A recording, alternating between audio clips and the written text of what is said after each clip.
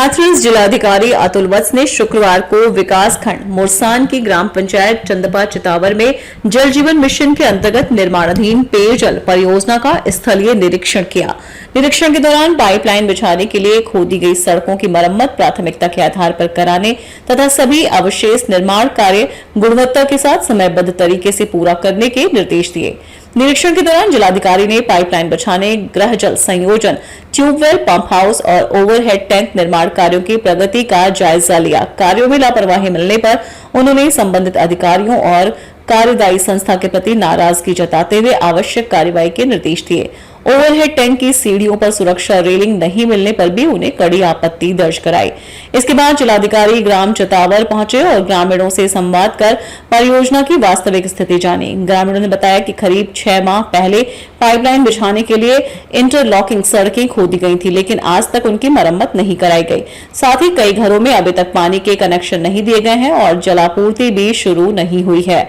ग्रामीणों की शिकायतों और मौके पर मिली अनियमितताओं को गंभीरता से लेते हुए जिलाधिकारी ने पूरे प्रकरण की निष्पक्ष जांच कर निर्धारित समय में रिपोर्ट प्रस्तुत करने के निर्देश दिए। अधिशासी अभियंता जल निगम ने बताया कि योजना के तहत चंदपा और चितावर के 744 परिवारों तथा लगभग 4292 ग्रामीणों को शुद्ध पेयजल उपलब्ध कराया जाना है। योजना के अंतर्गत 2 ट्यूबवेल और 275 किलोमीटर क्षमता का ओवरहेड टैंक तैयार हो चुका है।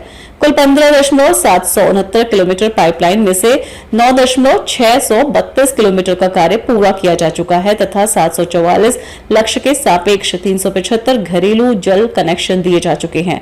जिलाधिकारी ने निर्देश दिए कि शेष pipeline, pump house, boundary wall सहित सभी निर्माण कार्य गुणवत्ता मानकों के अनुरूप जल्द पूरे किए जाए।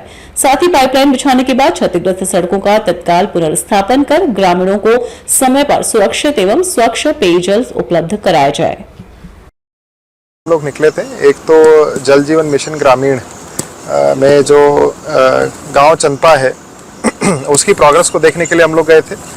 तो उसमें पाया गया कि जो ओएसटी है वो हमारा निर्माण तो हो गया है उसका, लेकिन उसकी अभी वहाँ से पानी नहीं दिया जा रहा है। जो ओएसटी की गुणवत्ता थी यानी ओवरहेड टैंक जिसको हम लोग कहते हैं वो उचित नहीं थी, कार्य बहुत ख़राब था उसका।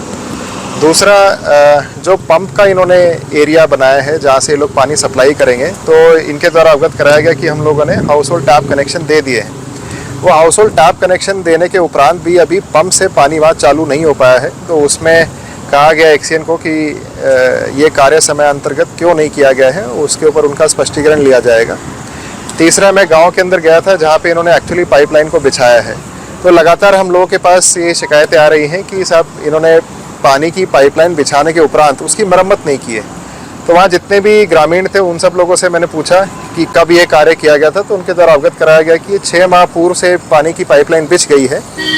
लेकिन मेरे सामने ही जो दिखाई दिया, जो पानी की पाइपलाइन उन्होंने रोड के इंटरलॉकिंग जो रास्ते थे उनके बीच में डाली थी, लेकिन आज तक उसको मरम्मत नहीं किया गया है।